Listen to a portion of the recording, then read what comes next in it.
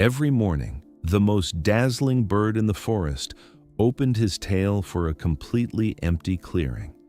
No one came to admire him anymore. Until the morning something appeared in the tall grass, small, golden, with enormous eyes, a lion cub, looking at him as if he were the most beautiful thing in the world.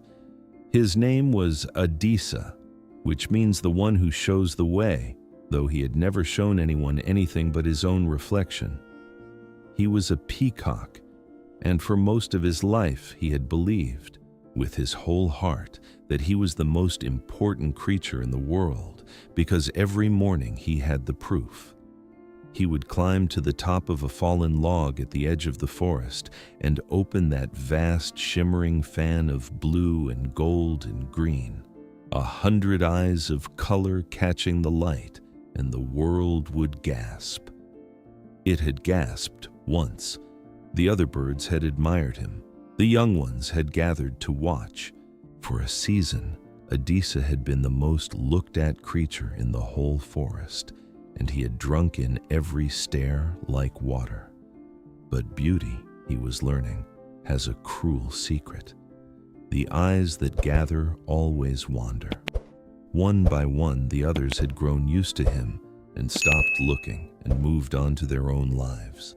And now, Adisa climbed his log each morning and opened his glorious tail to an empty clearing, performing a miracle that no one came to see. He would never have admitted it, but the truth was simple and sad. A peacock who is not admired does not feel beautiful. And a peacock who does not feel beautiful, Adisa had discovered, does not feel like anything at all. So he displayed for no one every day, growing emptier behind his 1,000 shining eyes, because he did not know how to be anything other than something to look at. And then, that morning, the small voice interrupted him. It was not a gasp of admiration. It was a delighted, clumsy, tumbling sort of sound. Adisa looked down off his log at the strangest audience he had ever had. The little lion, gazing up at his open tail with her mouth open and her eyes enormous. She had wandered into the clearing from the high grass, where a long trail led away and did not return. Whatever had walked off down that trail had not come back for her. She was lost and hungry and far too young to know the first thing about the world, and she had just seen the most magnificent thing in it. But here is what Adisa did not understand at first. The little lion was not admiring his beauty. She was too young to know what beauty even was. She did not see a perfect display, a masterpiece of color, a thing to be ranked and rated.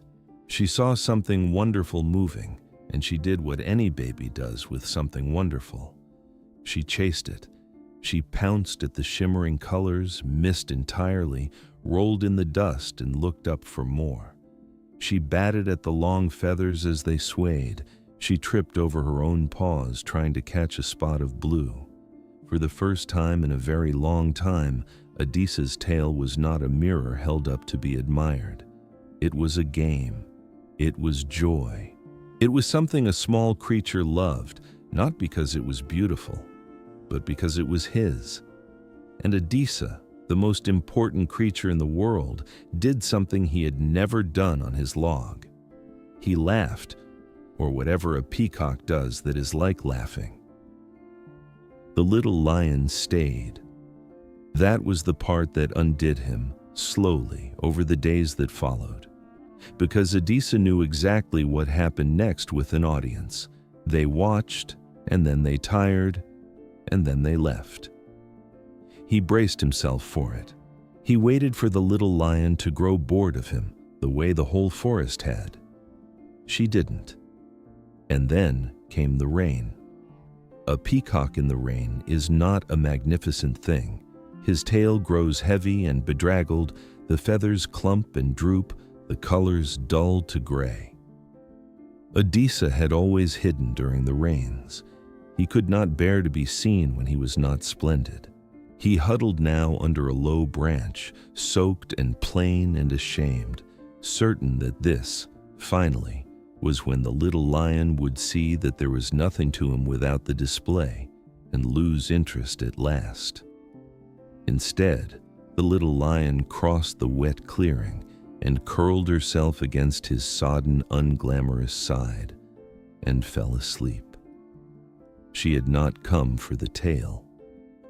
Adisa sat very still in the rain, a draggled and unbeautiful bird with a sleeping lion cub pressed warm against him, and something broke open in his chest that had been sealed his whole life. For the first time, someone had stayed when there was nothing to look at.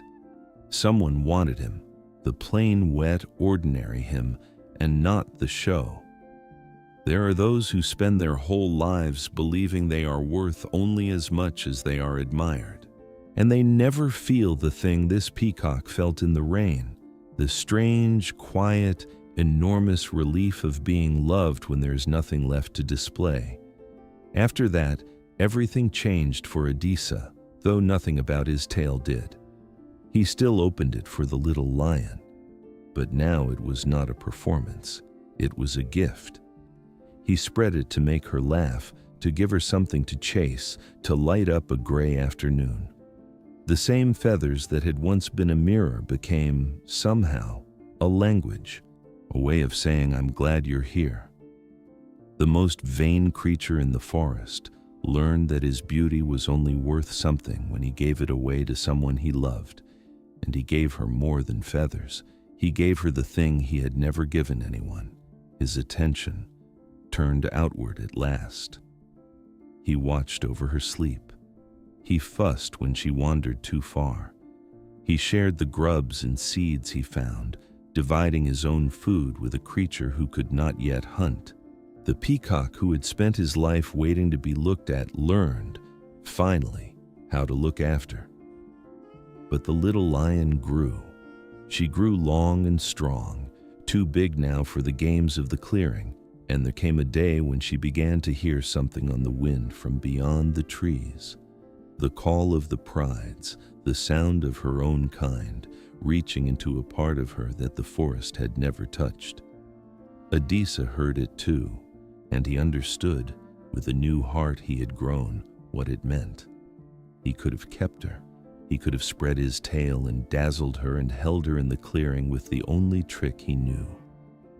But that would have been the old Adisa, the one who needed an audience, who loved being needed more than he loved the one who needed him.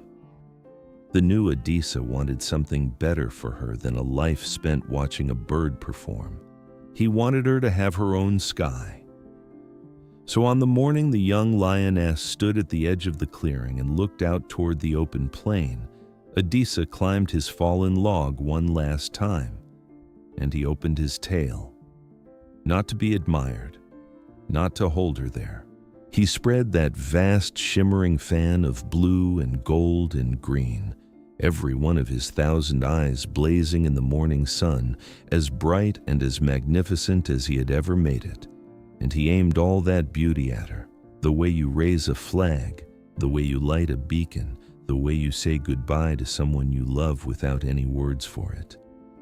"Look," the open tail said, "look what you taught me my beauty was for, not to be seen, to say, 'I see you, go on, go be your own wonderful thing.'" The young lioness looked back at him for a long moment, at the peacock blazing on his log like a piece of fallen sky. And then she turned and walked out into the high grass, toward a pride in the distance, toward the life that had been waiting in her blood all along. A lioness rose to meet her, took her scent, and led her in. And back in the clearing, Adisa slowly folded his tail and climbed down from his log and did not feel empty. For the first time in his life, an unwatched peacock felt like something anyway. The seasons turned. The young lioness took her place among her pride and grew into one of its strong ones, ruling her stretch of the plain, a mother in time herself. And she carried something that set her apart from every lion who had ever lived. Lions value strength. They follow the strongest, the most magnificent, the ones who shine. But this lioness had a strange and gentle habit. She paid attention to the overlooked ones, the plain, the quiet, the ones nobody watched. The cub who was not the brightest, the follower at the edge of the pride. The dull little bird in the grass that any other lion would not have spared a glance. She saw them. She had a way of making the unbeautiful, unremarkable creatures of the world feel, for a moment, like the most important things in it. She did not know why. She had no memory of the peacock, no picture of the shimmering tail, no name for the rainy afternoon when she had loved a draggled gray bird who thought he was nothing without his colors. She only carried, beneath all her lion's strength, the single thing he had taught her without either of them ever knowing it was a lesson: that what shines is not what matters. That the most beautiful thing a creature can do is stay in the rain when there's nothing left to look at. Because beauty fades and audiences wander, and the eyes that gather always move on. But somewhere, a peacock learned that he was loved on the day he felt the least beautiful, and a lion learned to look for the worth in the things that do not shine.